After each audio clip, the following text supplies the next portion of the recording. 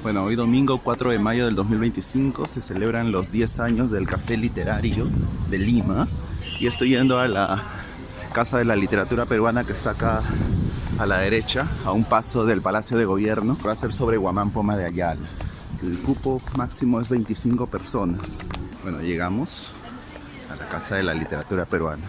Esta es la biblioteca Mario Vargas Llosa. Felizmente me han dicho que sí se puede. Un rato a los servicios y en un ratito vamos a salir. Mapa literario de Lima. Esta vez se dedica a Guamán Poma de Ayala. Y justo he traído un libro que aún no acabo, pero que ya casi. Muchas veces dudé, de Luis Nieto de Gregori, sobre las peripecias de este cronista indígena de inicios del siglo XVII. Muy interesante. Estamos aquí en la parte que da cerca al Parque de la Muralla, ¿no? Más allá está el río Rímac. El Perú fue el imperio del sol. Lima es la capital del Perú. Por lo tanto, no puede haber en el mundo un lugar más soleado que Lima. Luis Loaiza, 1974. Porque en Lima cada uno es poeta. Bueno, hay imprentas editoriales, festivales del libro, imprentas, centros culturales y bibliotecas, librerías. Tenían una idea muy interesante que se mantiene hasta ahora. La idea es que la ciudad, en este caso la capital peruana, o Lima, o el centro histórico de Lima, tiene muchas cosas que decirnos. Cada calle, cada edificación tiene mucha historia. Como ya sabrán por redes sociales, se llamó Felipe Guamán Poma de Ayala. Felipe Guamán Poma de Ayala. Ese escritor es particular porque debe ser uno de los pocos escritores peruanos por los cuales no se sabe casi nada sobre su vida. Ya, vamos a empezar nuestro recorrido por otro ambiente. Aquí estamos. Y nos dice Jorge y también Gabriela, si no me equivoco, que varios de los lugares que vamos a visitar no han sido tanto visitados por Guamán Poma, sino mencionados por él en su obra, en el primer Nueva Crónica y Buen Gobierno, ¿no? Porque él solamente vino una vez a Lima para dejar el manuscrito de su obra.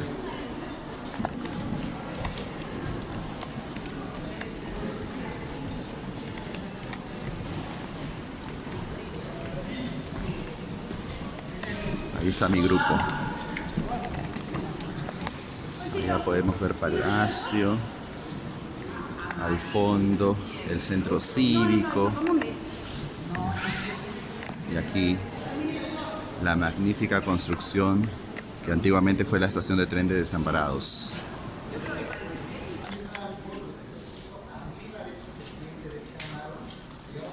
Un amaru o serpiente.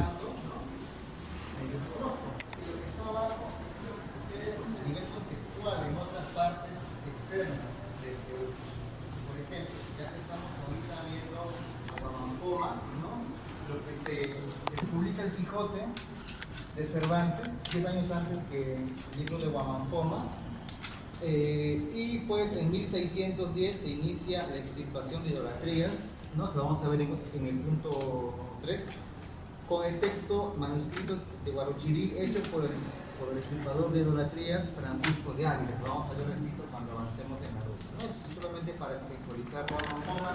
Hay varios datos que yo voy a estar viendo porque los datos son las fechas y los años, son variados.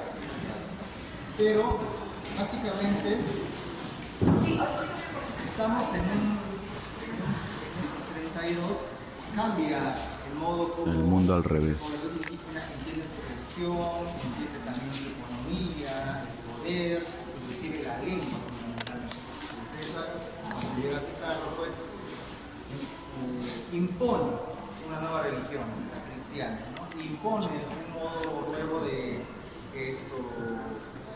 nombrarse, de vivir en general, versionada en varias formas. Varios cronistas han versionado esto de varias formas, pero antes de pasar a la imagen, a la quilga, como se les dice, vamos a hacer un alto con el tema de la crónica. ¿Qué es una crónica? ¿No? Estamos hablando de cronistas, de Huánuco, de la dinastía Yarovil, que al parecer uno de los incas los llevó como Nitimaes hasta Ayacucho, y ahí es donde nace Guamán Poma de Ayala, ¿no? Al parecer fallece entre 1615 o 16, ¿no? Pero sí nace en San Cristóbal de Sondón. Claro, digamos, Huamampoma está en un mundo muy escindido, muy dividido, ¿no? Está por un lado España, por otro lado está su origen andino, ¿no? Entonces, todo lo que aparece en este texto es muy complejo. Huamampoma no era el defensor de los indios, tampoco era el que odiaba a los indios, pero es muy complejo. Huamampoma deslegitima a los indios, los ve como incestuosos. Huamampoma está de acuerdo que los indios sean apaleados y no van a misa, pero por otro lado se queja de cómo los españoles, los curas, extirpadores, cómo matan, castigan, violan indias, ancianos, ¿no? O sea, es un personaje muy complejo. Original dice nueva crónica y buen gobierno. Y es interesante la osadía que lanza, ¿no? Esto no es una simple crónica, es una nueva crónica, ¿no? Inclusive el título real dice primer nueva crónica y buen gobierno. Es decir, aquí estoy viendo un gobierno pésimo. Yo voy a proponer un buen gobierno dentro del texto, ¿no? Por la injusticia también que nos habla de parte inicial del libro. De los indios. Y Huamampoma empieza a hablar sobre Adán y Eva, sobre Cristo y todo lo demás. Huamampoma comenta que los cristianos tienen 5 edades, que son Adán y Eva, la edad de Noé, la edad de Abraham, la edad de David y la edad de Cristo. En Cristo aparece la última edad. Los indios tienen también 5 edades que se relacionan con los cristianos. De los indios la primera es la edad de Wari Wiracocha Runa, Wari Runa, de ahí sigue Puru Runa, Auca Runa, Inca Runa. El Inca Runa se relaciona con Cristo. Está muy unido. Un fray peruano que vivía por estas épocas en Lima se llamó Fray Buenaventura de Salinas y Córdoba. Va a ser también un cronista. Él tiene un texto que se llama Historial del Nuevo Mundo Pirú. ¿Ya? Esta crónica tiene algunas ilustraciones parecidas a las de Huamampoma. Según Juan Osío, que es un investigador a profundidad de Huamampoma, comenta que Fray Buenaventura de Salinas y Córdoba tal vez fue un mediador para que el texto de Huamampoma llegue hasta la corona española. Vamos a observarlas. Les voy a dar algunas que ustedes van a apuntar por favor en grupitos para poder mirarlas. Oh, ahí están las quiltas. Ahí dice escribano de cabildo nombrado de su majestad Quilca y Tamayo. Otra más. Y hay otra para poder agrúpense para poder mirarlas. De repente pueden intercambiar las quilcas para que puedan mirar otros diferentes. Obsérvenlas un ratito y vamos a hacer una lectura visual. En todo caso se entiende quilca como cualquier dibujo o letra, es decir, cualquier cosa que está a leerse. Entonces, todas las imágenes que tienen ustedes tienen puntos en común. ¿Ya? Vamos a tratar de identificar esos puntos comunes. El primero, el más obvio, vamos a mirarlo aquí. ¿Ya? Todos nuestros personajes están dibujados ¿cómo? Con colores, están pintados, hay sombra, no hay sombra, hay detalles. Con líneas. Muy bien, hay líneas. Los colores que se utilizan son El negro. no hay otro color, ¿no es cierto? Pero se utilizaban colores en esa época. Sí. Sí, ¿no es cierto? Hay otros ejemplos como Martínez de muy bien, como Murúa, Martínez de Compañón, que utilizan acuarela, color, ¿no? Huamampoma no lo utiliza, seguramente ¿por qué? ¿Se les ocurre? Porque iba caminando, preguntando, movilizándose, y dónde estaba se ponía a hacer. Muy bien, seguramente por un tema de practicidad, si queremos aplicar, por ejemplo, acuarela, hay que esperar que se seque la acuarela, si queremos pintar otro soporte hay que preparar el color, ¿no? Si necesita otra lógica, ¿no? Entonces estamos hablando que son dibujos lineales, en blanco y negro. ¿Tiene detalle, tienen sombra, perspectiva, volumen? No, ¿no es cierto? Están un poco planos, ¿no es cierto? O de repente podemos decir que están abstraídos, sintetizados, ¿no? ¿Se acuerdan de dibujos del mundo antiguo, del Perú antiguo, que se parezcan un poquito a esto? De repente del norte. De la costa norte, porque los incas su arte era más abstracto, ¿no? Muy bien, ¿no es cierto? Ellos tenían perspectiva, ¿te acuerdas tú? No, ¿no es sé cierto? esa Normalmente teoría son figuras. ¿Aquí tenemos perspectiva? Exacto, aquí tenemos una perspectiva un poco incipiente, ¿no? Sí. ¿Cuál sería nuestro primerísimo plano? Pizarro y el cura, Exacto, Valverde. ¿cierto? Tenemos un segundo plano que sería, Almagro, Felipillo y Atahualpa. así es, y una perspectiva final que serían Todos los... todos los hombres, ¿no es cierto? Además, ya ustedes lo reconocieron, tenemos algunas palabras. palabras. ¿Qué nos indican las palabras? Sus nombres. Muy bien, los nombres de los personajes. Mi compañero había dicho hace un momento que siempre vamos a hablar de versiones, pero que esas versiones están inspirados en hechos reales, ¿no es cierto? Entonces podemos tener diferente versión, pero sabemos que son los mismos Personajes. Muy bien. Además de estas palabras que nos van a decir, que nos van a dar cuenta de quiénes son las personas que están puestas en el dibujo, tenemos otro tipo de palabras en las quilcas que ustedes tienen. ¿Alguien reconoce algún tipo de palabras en esas quilcas o frases? De repente algún cargo, como Quilca y Camayoj. Muy bien, hay cargos, nos están diciendo quiénes son las personas y su grado de importancia, su labor. De rey en este Muy bien, reino. ustedes son corregidores, de repente. Escribano El estilo en de este letra. reino. El estilo de letra. Muy bien, y el estilo de letra. ¿Todo el estilo de letra es igualito? No. ¿En qué cambia? En el título, que son letras mayúsculas en el título, ¿no? Y letra de corrida en la parte de abajo dentro del dibujo. cuerpo. En el Algunas cuerpo. son invertidas. Muy bien, algunas son invertidas. Primero con el título. ¿Por qué lo va a hacer en mayúscula? Como lo hacemos incluso actualmente. Justo me está dando para ver las diferentes tipografías. El título ya lo dijo, Todos. ¿no? Para ver, Comienza para la- hacer resaltar, ¿no es cierto? El cuerpo del texto, su título. Y el cuerpo que va a estar en letra. De corrida. La señora nos había dicho hace un momento que algunas letras están Están invertidas. ¿Qué invertidas. letra está invertida, por ejemplo? La N sobre La todo. N. Y hay una letra que no escribe.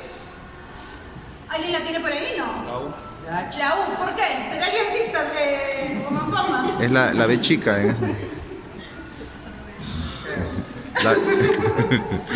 Escribía la B chica. Creo que en esa época todavía no se... Porque estamos hablando Claro. de castellano antiguo. Claro. ¿Había Real Academia de la Lengua en esa época? Todavía. No había una normativa para escribir, entonces el castellano antiguo se va a escribir por fonética, ¿no? Por los Escribía como hablaba. Exacto. Escribía como hablaba. Y siendo Guamampoma techoblante, todavía como dice la me va a ayudar piso como un damero, un título en mayúscula y en minúscula está una pequeña Principales. descripción de la imagen, Ha de ¿no es ser cierto? En la desanimado. parte de arriba tiene otra cosa. Unos números. ¿Todos tienen Números. números? Números ¿Por qué de... creen que tienen esos números? ¿Son folios? Muy bien. ¿Eso qué quiere decir? Que Estaba haciendo su libro. Eso de acá por el Espíritu Santo. Hemos visto muchas imágenes en el mundo occidental de la Virgen María rezando y viene ¿quién? El Espíritu Santo, representado por Una paloma. la paloma, ¿no? Igual como le estamos viendo acá. Entonces definitivamente Guamampoma tiene una influencia que vendría a ser Países Bajos, ¿no es cierto? Donde estaban la mayor cantidad de imprentas. Definitivamente hay una influencia, ¿no es cierto? Y él va a ser parte de esa influencia. Y también tengo esto por aquí, porque ustedes ya me dijeron que tiene acceso a bibliotecas, pero esas bibliotecas son católicas, son de las iglesias. Pero aquí les estoy mostrando algo distinto. ¿Alguien lo puede abrir, por favor? ¿Qué estamos viendo? Del reino Mapa de las mundi. Inks. Un mapa. Mapa cartográfico. Un mapa cartográfico, muy bien, muchísimas gracias. Un mapa cartográfico cartográfico. ¿Eso qué quiere decir? Que Huamampoma, además de haber tenido acceso a libros cristianos, al Evangelio, va a tener acceso ¿a qué? A mapas, a otro tipo de literatura, ¿no es cierto? En esa época se hacían mucho las enciclopedias, se estaban haciendo estudios. Francisco de Jerez, verdadera relación de la conquista del Perú, es la primera representación del encuentro de Cajamarca, 1534. Acabamos de salir de la Casa de la Literatura Peruana y estamos yendo al segundo punto, que es el Tribunal Constitucional, que está acá bastante cerca, si no me equivoco, ¿no? Este es Palacio de Gobierno, ¿ya? Y sí, es un grupo bastante nutrido. Y estamos yendo al Tribunal Constitucional. Estamos yendo como en dirección a la Iglesia de San Francisco. Y ahí, al costado derecho, si no me equivoco, está el Tribunal Constitucional. Aquí están los famosos balcones limeños, que han sido restaurados, ¿no? Y que son el símbolo de Lima. Y aquí está la sede del Tribunal Constitucional.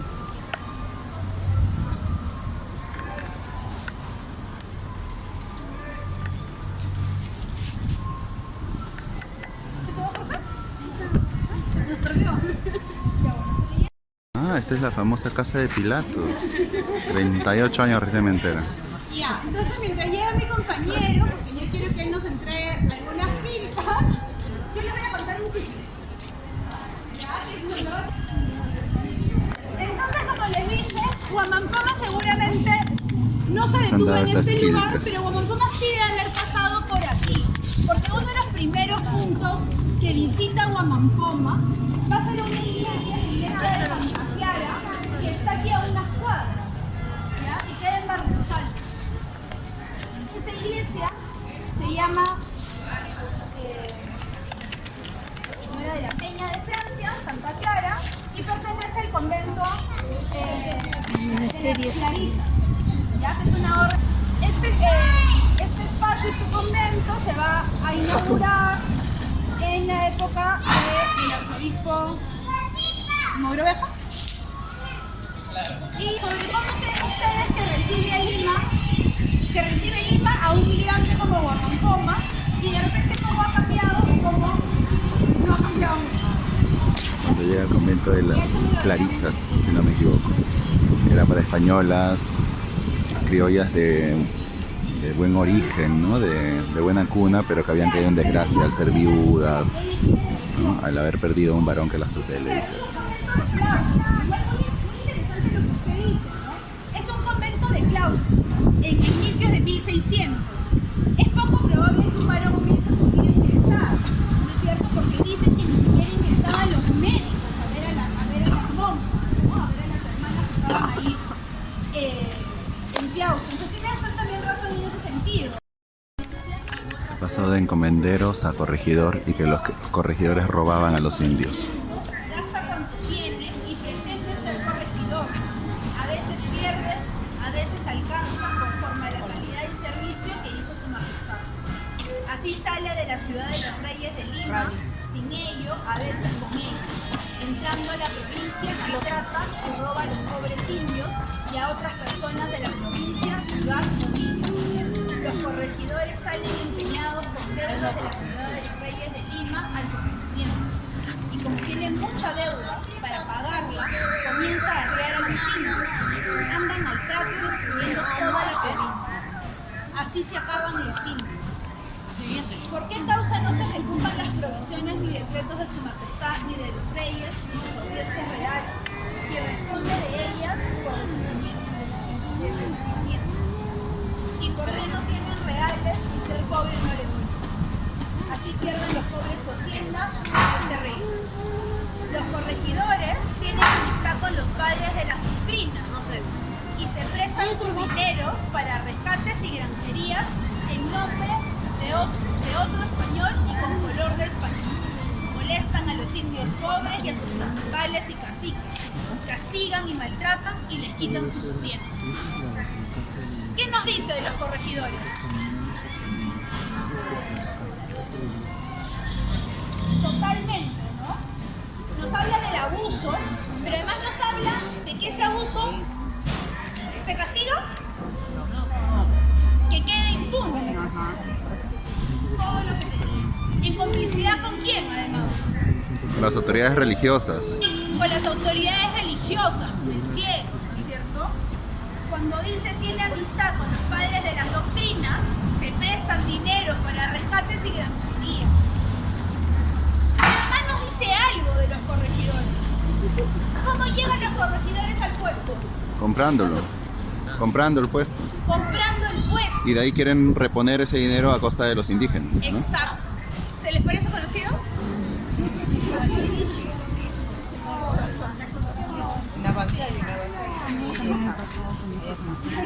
Una corrupción. Corrupción en el propio sistema, nos dice. Para poder llegar. Ese nuevo cargo pasa de encomienda a corregidor. Y tiene la misma función, básicamente. De la parte de las leyes, que muchas eran solo en el papel y que no se llevaban a cabo, estamos yendo a la iglesia de San Pedro para el ámbito o el aspecto religioso de Huamampoma y de lo contenido en su crónica.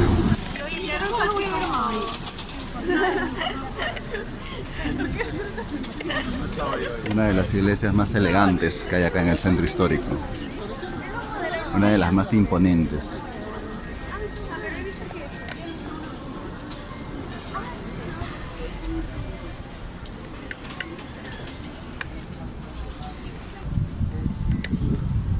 Número uno, algo que llama la atención, que puede parecer obvio, pero igual es bueno decirlo, es que claro, todos los cronistas eran hombres.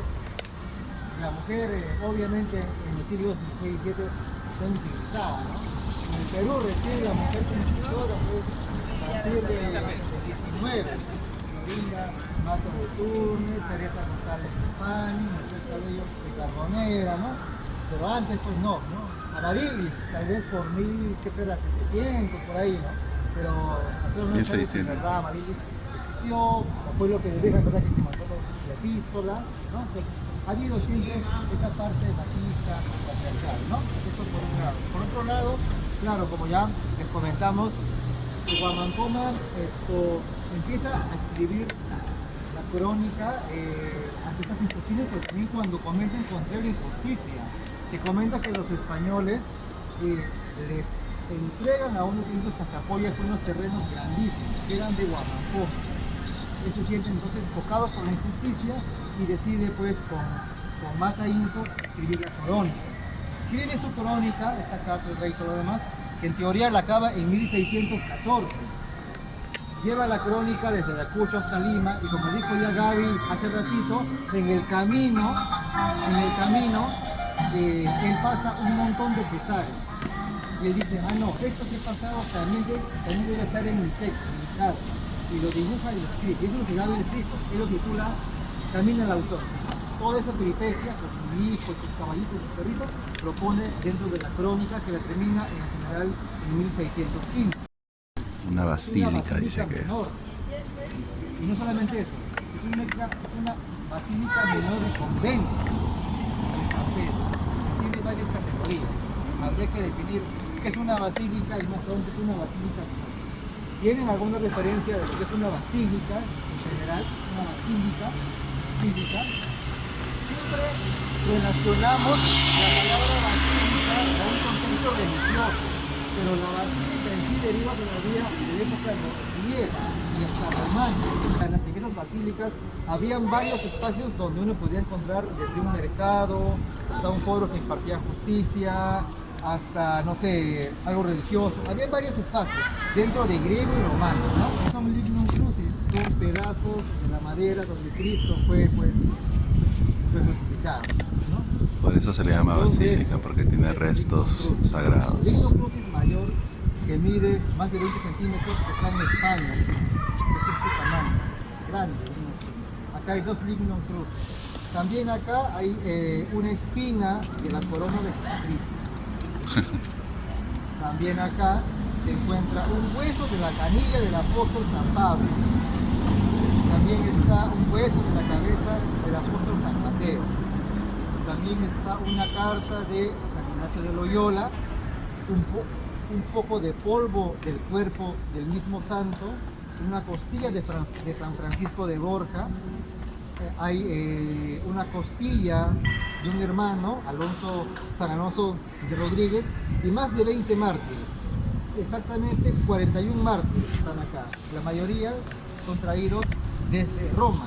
Y también está acá algún hueso de Santo Toribio de Mogrovejo. La campana que ven, exactamente, disculparán, no sé qué es esta campana, pero esta es la campana más antigua construida. Se llama Agustina, le dicen la abuelita. Y según se comenta, estas campanas repicaron cuando se enterró a Santa Rosa de Lima y también a San Martín, ¿no? Han replicado estas campanas. Dentro, como les comenté, estaba el colegio de San Carlos, que aparte de tener libros, era importante porque tenían un buen... ¿cómo se está replicando para recibirnos? Tenía un buen equipamiento de técnicas herbolarias de curación. De hecho, en el virreinato, si te sentías mal, digamos que un doctor fijo para que te cure con hierbitas era en esta parte de la Basílica Menor de San Pedro. De San Pedro, Máximo de San Carlos. Uno de sus profesores era el famoso Francisco de Ávila. El extirpador de idolatrías. Que llegó a vivir acá Francisco de Ávila. Ya, ahí va la pregunta. ¿Quién fue Francisco de Ávila? A ver por ahí algunos datos. Extirpador de idolatrías, ¿no? El extirpador de idolatrías. Famoso jesuita, exacto, extirpador de idolatrías. Se comenta que él nace en Cusco. Fue criado por mestizos, ¿no? A los 25 años, él, logra recibir las órdenes era peruano. para que extirpe idolatría. ¿Esto en qué consistía? En el folleto que le hemos dado, el cuadernillo, si ustedes lo abren, hay una página en donde hemos incluido una suerte de encuesta. Entonces, si pueden verlo, por favor, el cuadernillo, página 8. Se titula "El padre Arriaga transcribe el siguiente cuestionario para la extirpación de idolatría". Este es un caso curioso. ¿Por qué? Porque en esta época la religión tiene tanto poder que la gente de dinero empezaba a regalar cuadros y material importante para la iglesia, porque pensaban que de esa manera iban a recibir el perdón de Dios, ¿no? Punto número 1. Punto número 2, cuando extirpaban idolatrías y quemaban a las huacas, claro, digamos que lo que estaba hecho de barro, de esto, de quincha, se quemaba, pero lo que era hecho de oro y plata era agarrado por los extirpadores, luego lo vendían. Ávila fue un extirpador en su época muy cuestionado. Vivía con 2 mujeres, maltrataba a los indios, inclusive él, digamos, esclavizó a varios indios para que trabajen en sus tierras de Guadalquivir. Estuvo en la cárcel un tiempo, luego por amiguismo sale de la cárcel inclusive. Tenía acá en Lima una casa, y para extirpar idolatrías, seguro usó un cuestionario parecido al que tienen en sus manos, ¿no? Número 1 dice nombre de la huaca principal. Número 2 dice si es cerro, peñasco grande o piedra pequeña. Sus señales distintivas se pedían en esa época. Número 3, si la huaca tiene hijo, padre o hermano o mujer, que son otras tantas piedras o huacas. Número 4, nombre del guardián de la huaca. Número 5, ¿qué otras huacas son objeto de culto en el pueblo? Número 6, ¿cuáles adoran para las chacras? ¿Cuáles para el maíz? ¿Cuáles para las papas? ¿Cuáles para el aumento del ganado o los cuyes? Número 7, ¿qué puquios o lagunas adoran? Número 8, ¿qué huaca adoran para que haya lluvias también? Número 9, ¿qué huaca impide que llueva demasiado o consigue que llueva mucho a tiempo para los sembríos? Número 10, ¿a qué huaca adoran cuando van a la mitad de chacras, a los obraques, a las minas? Y número 11, ¿cómo está vestida la huaca y qué cosas tiene junto a él? ¿Qué podemos entender, inferir de todas estas preguntas? ¿cómo sería el trabajo del extirpador, según este cuestionario que les he leído? Ver las creencias, aparte. Recolectar la mayor cantidad de información posible para poder identificar y destruir a esos ídolos, ¿no? Exacto, quería la mayor información exacta de cada huaca. Inclusive habían indios que le daban información para que les disculpen sus penas o para que tal vez paguen menos tributo, ¿no? Habían indios que le decían, en tal sitio adoran tal huaca que se relaciona con tal elemento, que puede ser una laguna, un cerro, un peñasco, ¿no? Se adora con tal canción, se adora en tal fecha. ¿No? Iba el extirpador, ¿perdón? Era muy detallista el trabajo, ¿no? Entonces, Francisco de Ávila pues fue seguro con indios para que extirpe, como también lo hizo Albornoz con Huamampoma en su momento, ¿no? Pero por cosas del destino, esta relación que tiene de huacas nos legó para siempre un texto hermoso que se llama Dioses y Hombres De Huarachirí. Es un texto que, como saben, tiene dos hermosas traducciones, una de Arguedas, años 60, y otra de Gerald Taylor, años 80. Sin querer, Ávila nos legó para la eternidad un montón de leyendas y mitos importantes de esa región del Perú, que si no fuera por esto, se hubieran perdido. Claro que digamos que él solo transcribe lo que le decían los indios, ¿no? Un traductor lo pasa del quichua al español y está dentro del texto. Y Ávila, que como les comenté, enseñaba en este colegio que ya no existe y también vivió un tiempo en la Basílica Menor del convento de San Pedro. ¿Tienen hasta ahí alguna pregunta para pasar al... Supone que los indios se gobiernen solos Igual vamos a servirte pleitesía por todas las injusticias de las autoridades. Porque para Huamampoma el mundo se va al revés cuando el indio se mete con el español. Huamampoma está en contra de que se casen el indio con el español o la española con el indio, ¿no? En ese sentido es algo turista.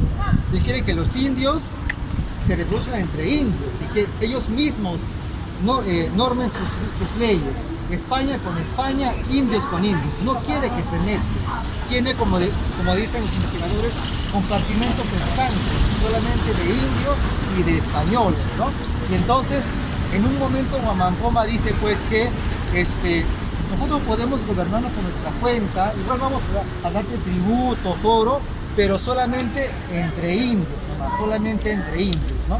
Entonces eso está presente dentro de la crónica como una propuesta de Huamampoma que está allá en la segunda parte, en la parte 3, perdón, que es el buen gobierno que él va a proponer. ¿Comentarios, preguntas hasta ahí? ¿Alguna? Sí. Muy bien, dejamos entonces la iglesia y convento de San Pedro y nos dirigimos en dirección a la Plaza Mayor, a la Plaza de Armas de Lima.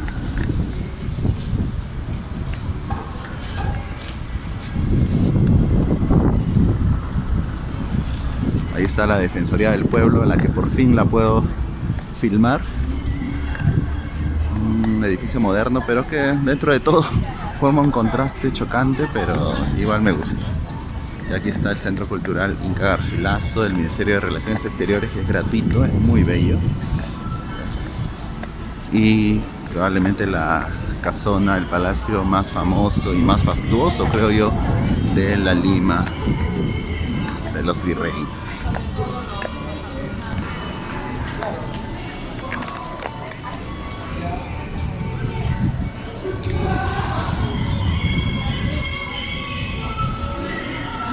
Esta creo que es la Casa Aliaga, nunca he entrado. El cuarto marqués del Torre Tagle.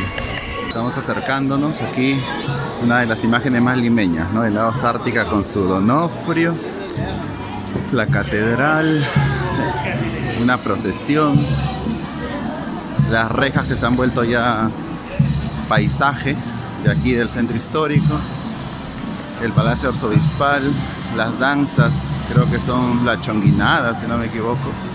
¿Y a qué santo se...? A ver... Los turistas, los locales, la Plaza de Armas, el Palacio de Gobierno y el olor a santidad, ¿no? El sahumerio.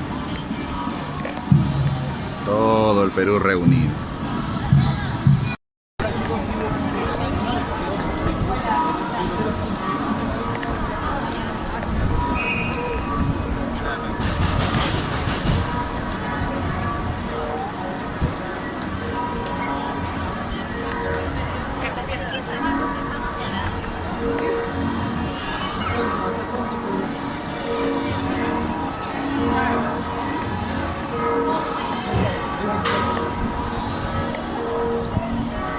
Sus respectivos gallinazos.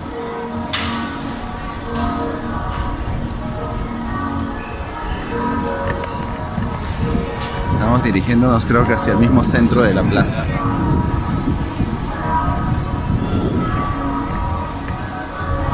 Ah, creo que es una misa por el Papa Francisco.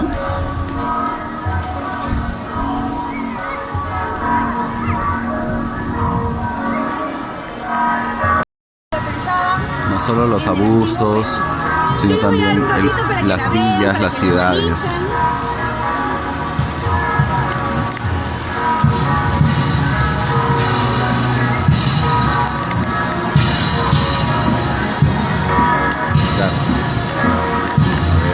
Me han dado sobre la Villa Rica, ciudad, la Villa Rica Imperial de Potosí.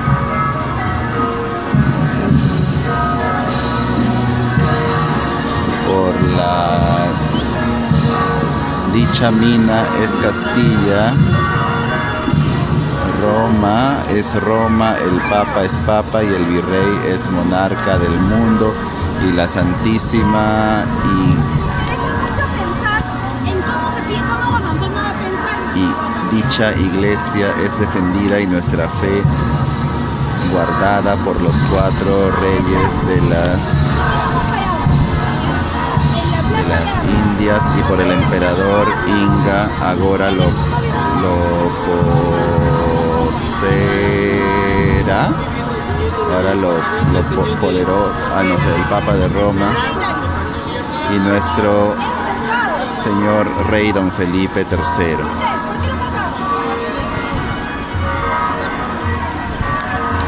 Aquí se venía a hacer el intercambio, ¿no es cierto? El comercio, pero además de eso, ¿qué reúne la Plaza de Armas? Que lo reúne hasta ahora. El centro del poder. Exacto, ¿no es cierto? Vamos por orden. Allá al frente hoy tenemos el Palacio de Gobierno y antes teníamos... Palacio del Virrey.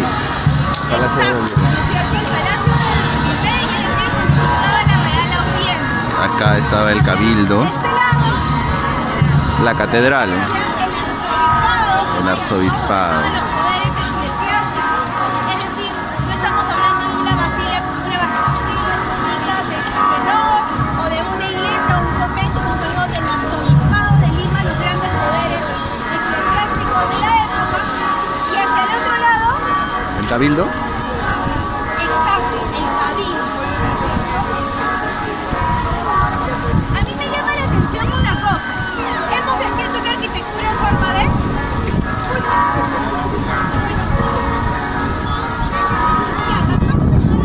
Pero antes del tapero tenemos iglesia, arzobispado, el poder, ¿no? La Real Audiencia, La audiencia. y al otro lado, El Cabildo. es decir, ¿qué forma estamos formando? Una U. Una U, ¿no es cierto? Una U. ¿Ustedes recuerdan qué forma tenían nuestras plazas prehispánicas? En forma de U. En forma de U, ¿no es cierto? Los españoles no lo sabían, pero están repitiendo sin darse cuenta esta idea de espacio público abierto, donde estamos nosotros ahorita, ¿no? Y los poderes en forma de U. Hay una diferencia. ¿Alguien se acuerda hacia dónde estaban las plazas prehispánicas ubicadas? Hacia el este, muy bien. Las plazas prehispánicas hacia el este. ¿Dónde está el este? ¿Para allá? ¿Sí? ¿Para allá? Para allá. ¿Sí? ¿Qué era entonces geografía yo? Para allá debe ser, porque el San Cristóbal está al norte del centro histórico. Entonces para allá debe ser el este. Estamos para allá está la playa, para allá está el norte, para allá está el sur y para allá está el este. El este está para allá. Nuestra clase en forma de U está chueca, ¿no? Está bloqueada. Tendríamos que girarla. Pero de una u otra manera a mí siempre me causa un poco de gracia que hayan repetido esta forma de U, ¿no es cierto? Tan importante en nuestro Perú prehispánico, en nuestro territorio ancestral, que lo hayan repetido los españoles.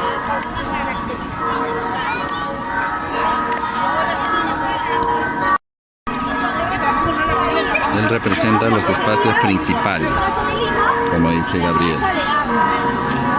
El damero de Pizarro. Implicaría que es como un tablero de ajedrez, que todo va a ser geométricamente igualito, ¿no? Como un tablero de damas. Pero nosotros no tenemos un tablero de damas, porque nuestro palacio de gobierno está pegado al río.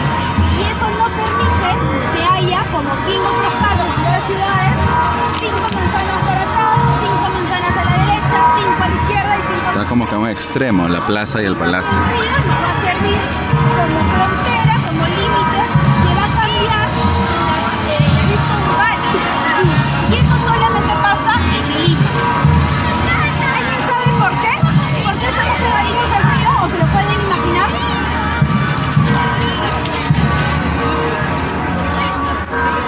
Exacto. Entonces, ¿quién estaba ahí, se acuerdan? ¿El virrey? Claro, Tablichuco en el momento original, pero en la época virreinal, la Real Audiencia de van Lima. a ser ellos quienes administren los pasos de agua.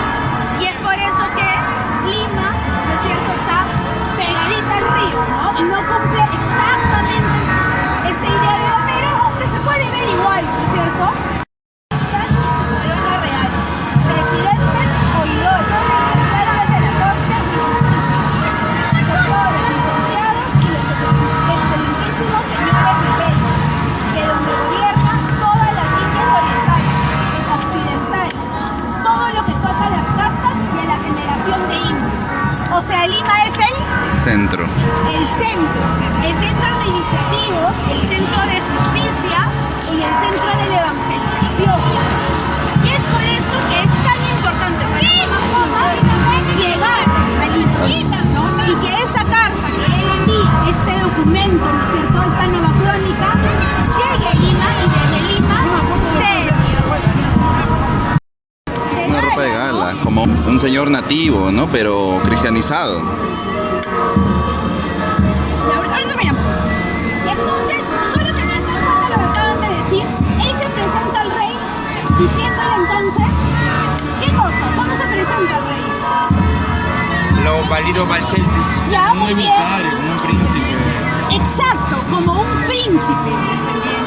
Exacto. Pero cristiano. Pero cristiano, ¿no? Pero cristiano, pero occidental en sus formas, ¿no? Es muy importante eso. Las dos cosas que han dicho, ¿no? Él se va a presentar como un rey, como un príncipe. Súbdito igualmente, ¿no? Pero como un príncipe. Él confía, él cree en el rey, ¿no es cierto? Pero como un príncipe. Yo les voy a leer solamente una cita chiquitita y después vamos a caminar para no morirnos tanto con el calor, ¿no? Escuchen, escuchen. Porque sin los indios, vuestra majestad no vale cosa, porque se acuerde que Castilla es Castilla por los indios. ¿Qué le está diciendo? Exacto, ¿no es cierto? El oro y la plata de las minas, ¿no es cierto?, del Potosí, ¿no? Él está creyendo en el rey y le da este rol divino, pero definitivamente le está diciendo también que ellos están donde están porque hay una dependencia también. Vamos a ir para allá para no morir fritos y vamos a comer un poquito más. Ahí están dos procesiones, justo nos ha tocado. Estamos yendo, creo que a la huanca de Tablichusco, si no me equivoco, que era nuestra última parada. Aquí prácticamente al frente de la catedral, que ya lo filmé en otros videos, ¿no? Está la huanca de Tablichusco y al fondo la estatua de Pizarro, y felizmente eso parecen tarrajear y están bonitas. El libro tiene 3 partes. Y esta última parte, la que se le denomina el buen gobierno,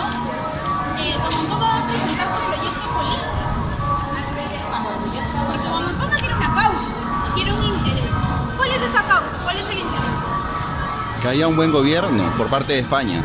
No quiere liberarse, sino quiere que los, siendo cristianos, ¿no? Pero sujetos a la autoridad del rey de España, que es el representante de Dios en la tierra, ¿no? Haya un gobierno justo. Y para que ese mejor gobierno se dé, hay que hacer algo importante. Que ya lo dijo por ahí mi compañero cuando estamos en San Pedro, ¿se acuerda? Indios con indios, españoles con españoles, cada uno en su lugar, algo así. Cada uno en su lugar.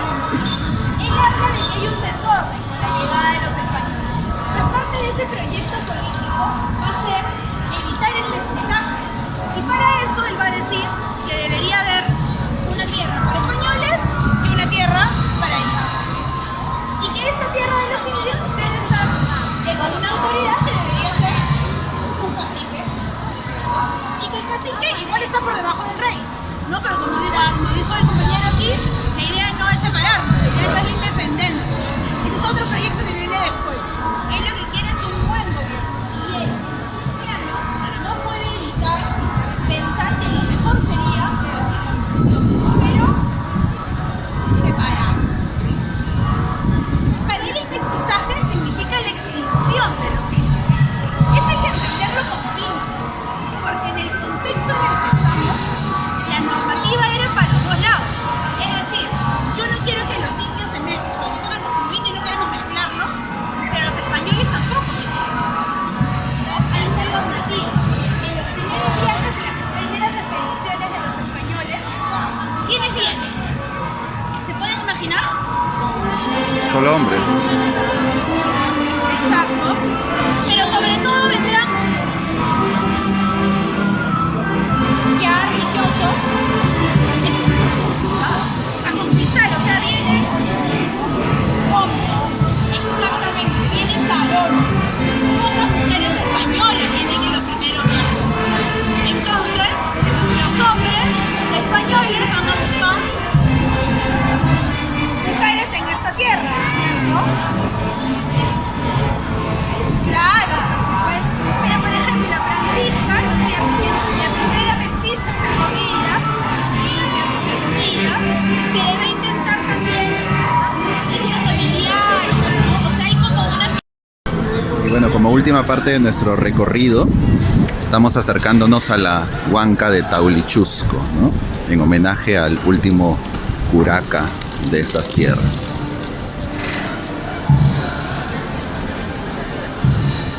Que está justo al frente del monumento a Francisco Pizarro, el fundador de Lima. Y ambos están de manera frente a la catedral, frente a la plaza de armas.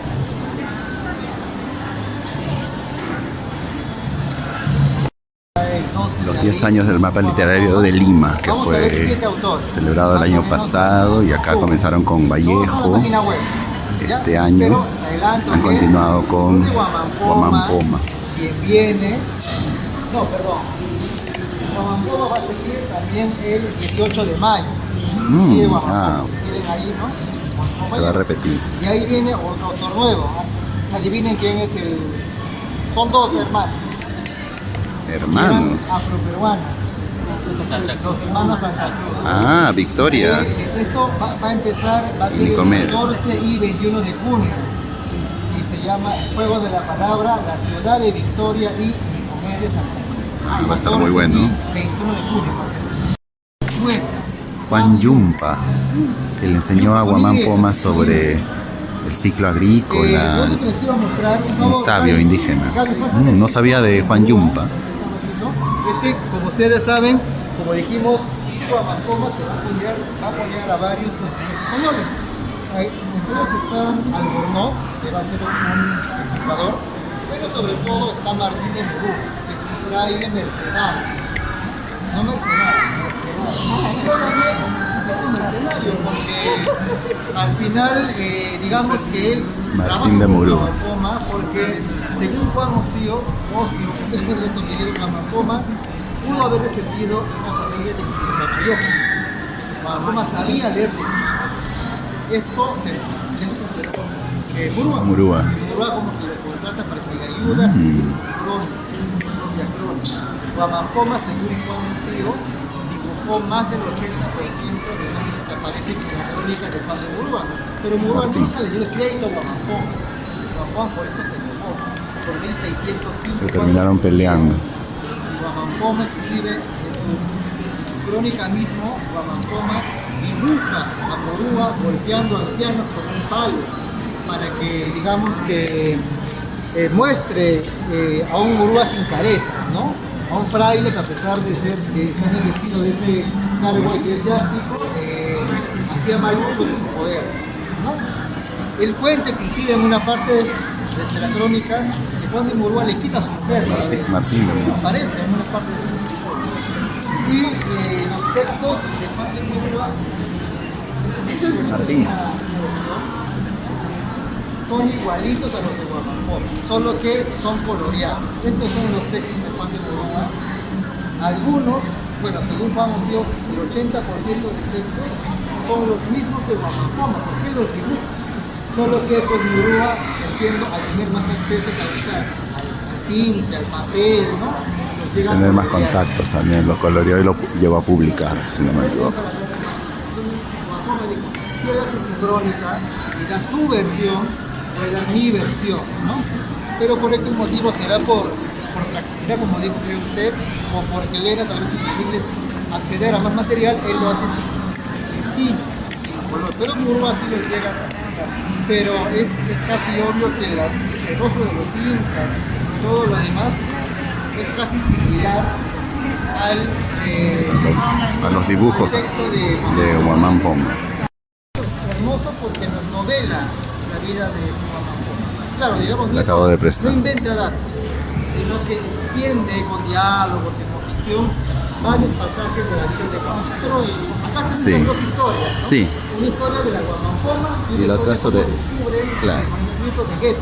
Claro, sí, ya más siglo XX, siglo XXI, ¿no? Claro, Historias, acá que se enlazan. su recomendado de Nieto, muchas veces lo lee. Sí. ¿No? La vida, la biografía Sí, Excelente. sí, muy bonito. de Guamampoma. Gracias.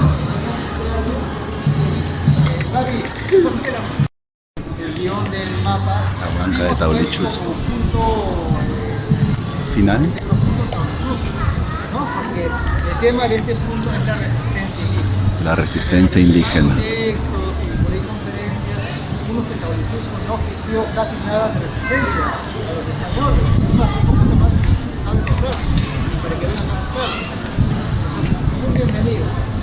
¿Quién resistió a los españoles, ¿no? Desde Cusco, desde Tamo? Fue Quisu Yupanqui. Y Suyupanqui, que hay un monumento a él, creo. Había un favorcito. Acá yo me. Esta quinta, donde se la ciudad de los reyes. ¿No? En la página de esta crónica, Guamampoma escribe lo siguiente. Es largo, solamente leo la parte de los tres. Dice.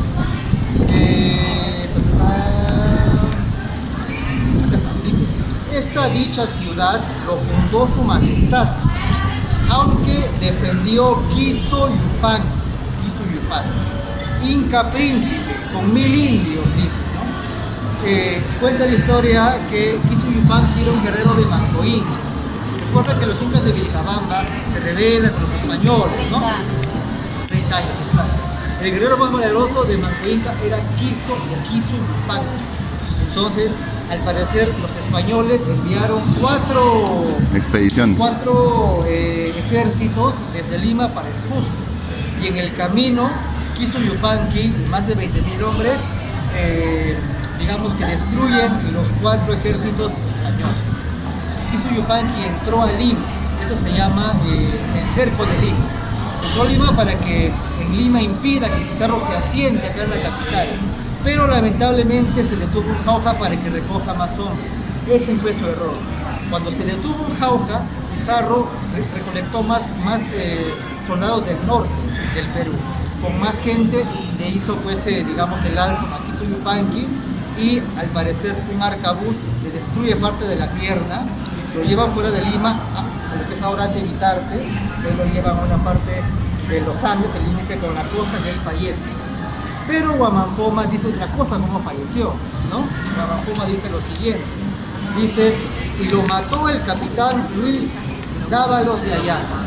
¿Recuerdan quién era Luis Dávalos de Ayala? A quien le cede el apellido al padre, ¿no? Acá dice Huamampoma, y lo mató Luis Dávalos de Ayala y le dio una lanzada en el encuentro en una acequia de Lima. Y así lo fundó este dicho capitán en nombre de su majestad. Para Huamampoma, Lima lo fundó Luis Dávalos de Ayala. Como sabemos, el fundador fue Francisco Pizarro. Pizarro, no fue Dávalos de Ayala. Pero como les comentamos, Huamampoma está intentando un identidad. Quiere agenciarse con poder para que el rey sepa que un indio con agencia real es a quien le muestra pues el libro, ¿no? Tenemos acá a Taurichusco, que como está cultural en esta piedra fue puesta acá en el gobierno de la radio, ¿no? Años 80. La huanca de Taurichusco. Acá, En el gobierno de Frejolito. acá la piedra Taurichusco. Pero ya hace algunos meses ya ha vuelto pues, ha vuelto acá Francisco Pizarro. Aquí está Panchito Pizarro.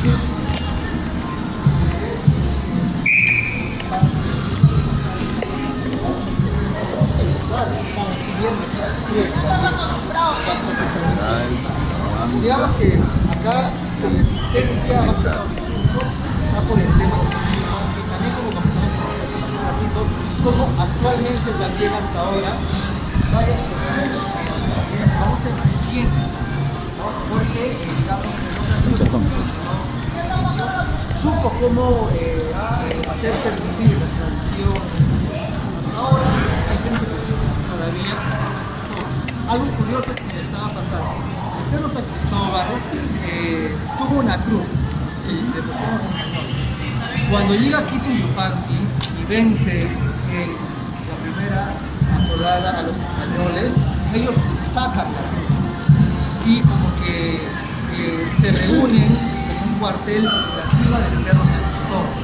Cuando Pizarro, cuando vencen aquí Yupanqui, ponen una segunda cruz, que es la cruz que ya se va a quedar.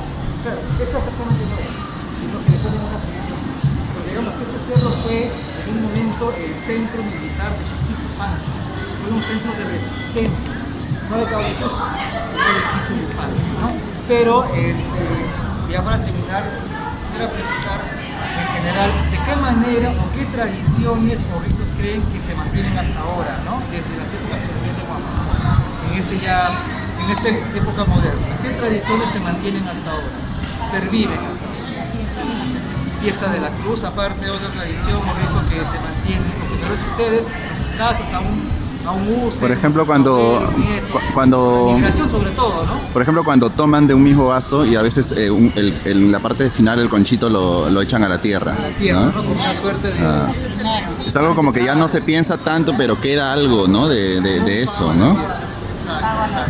No, la tierra. Aparte, otra tradición, un rito que hasta ahora nosotros, no sé, las procesiones que está ya muy más culturizado, ¿no? Claro, ¿no? El guairuro. El aire, ¿no? El tema de sacar con y pasar El guairuro para proteger a los niños, ¿no? La pachamanca, la olla, la tierra, sobre todo, claro, la comida, la religión misma ya si bien está mezclado, pero ahora todavía pervive ciertas tradiciones. ¿Tienen alguna pregunta, alguna consulta?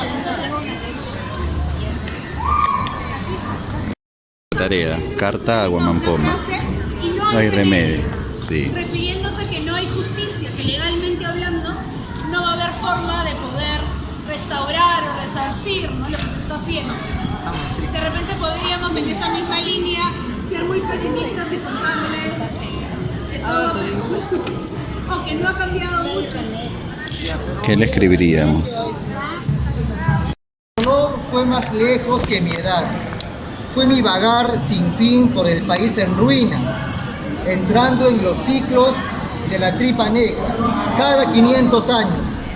El tiempo de mi dolor es incuantificable, pero nostalgia no es.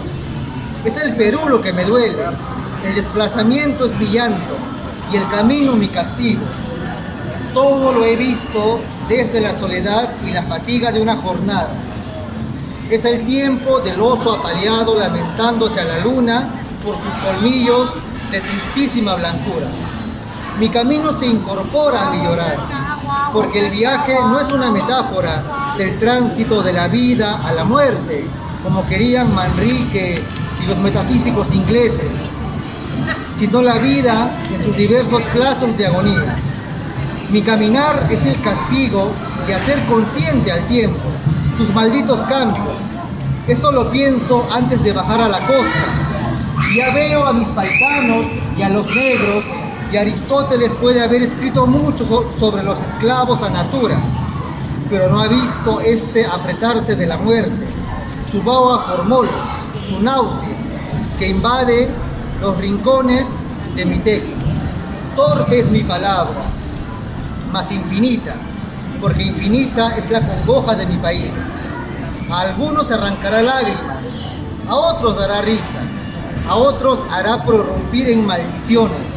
Estos lo encomendarán a Dios, aquellos de despecho querrán destrozarlo, unos pocos querrán tenerlo. No son verdades, son heridas que sangran mis manos como las piedras, las plantas de mis pies. Al situarme entre dos puntos de inicio, de llegada, la palabra es al tiempo lo que mi vida es al caminar. Se me ha ido el mundo, se me han ido mis hijos, mis caballos y mis perros, menos el horror. El cielo está contaminado, las aves de rapiña anidan en las flores más bellas del paisaje. Se han ido mi casa y mi mujer, menos mi caminar. Soy un profeta itinerante en el desierto, cargando un libro en el que pasan 2 reyes, 11 virreyes, 4 audiencias, 5 rebeliones españolas, 4 incas. Soy la memoria más dolorosa del tiempo. Conozco cada villorrio, cada hombre harto de su queja. Lloro por estos 40 años de escribir y escribir y escribir la historia inmunda que quise transformar con la palabra ingenua, asunción del tiempo y los caminos. Como ingenua es la poesía gritando miles de siglos por los dolores del humano error. En la última posada estoy sentado en la Plaza de Armas de Lima, esperando que alguien entregue mi texto al rey Felipe. Pero el tiempo vuelve a someterme al castigo del camino. Moriré sin saber cuál fue el destino de mi libro. La nueva crónica Buen Gobierno fue más lejos que mi edad y mi dolor. Nunca llegó a ningún lugar. Gracias. Es el poema de Tulio Mora, titulado Huamampoma de Ayala, del texto Cementerio General, un gran texto de este poeta de Horacero. Como el culminado, nuestro recorrido literario por el Centro Histórico de Lima. Y aquí estamos la cartilla. Espero terminarla.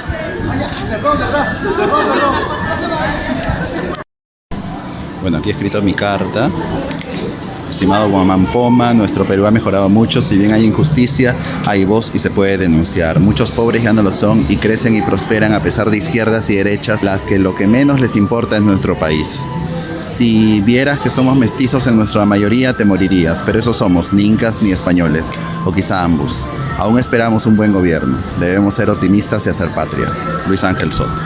Bueno, ese ha sido nuestro recorrido literario por Lima, el segundo del año, y con un personaje bastante interesante como es Huamampoma de Ayala. Acabamos de terminar y bueno, nos vemos en el mes de junio, el próximo mes. Chao, chao.